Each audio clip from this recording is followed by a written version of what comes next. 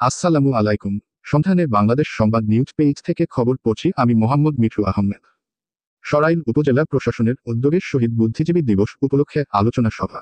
মোহাম্মদ আব্বাস উদ্দিন, ব্রাহ্মণবাড়িয়া জেলা প্রতিনিধি। আলোচনা সভায় সভাপতিত্ব করেন সরাইল উপজেলা নির্বাহী কর্মকর্তা মোশাররফ হোসেন। সভা সঞ্চালনা করেন সরাইল সদর চেয়ারম্যান আব্দুল জব্বার। সভায় বক্তব্য রাখেন উপজেলা ভূমি অফিসার সিরাজুল মুনিয়া, সরাইল থানা অফিসার ইনচার্জ রফিকুল ইসলাম, উপজেলা বিএনপি সভাপতি আনিসুল ইসলাম ঠাকুর, উপজেলা বিএনপির সাবেক সাধারণ সম্পাদক আনোয়ার হোসেন মাস্টার, জামায়াতের নেতা মাওলানা কুতুবুদ্দিন, এনাম খাঁ, মুক্তিযোদ্ধার ডেপুটি কমান্ডার আনোয়ার আলী, যুবদলের সদস্য সচিব নূর আলম।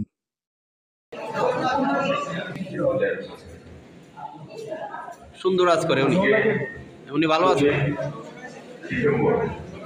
শহীদ বুদ্ধিজীবীর সম্মানিত সংগ্রামী সভাপতি উপস্থিত আছেন সুযোগ্য সহকারী কমিশনার ভূমি মহোদয় জীবন দিয়েছে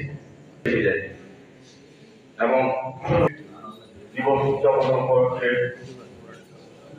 আজকের সভার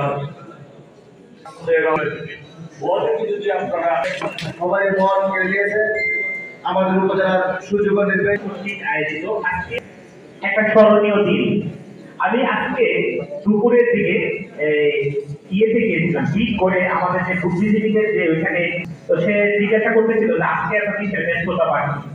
আমাদের পরবর্তী খবর দেখার আমন্ত্রণ জানিয়ে এখানে শেষ করছি। সুস্থ থাকবেন, ভালো থাকবেন আর সন্ধানে বাংলাদেশ সংবাদের সাথে থাকবেন। আল্লাহ হাফেজ।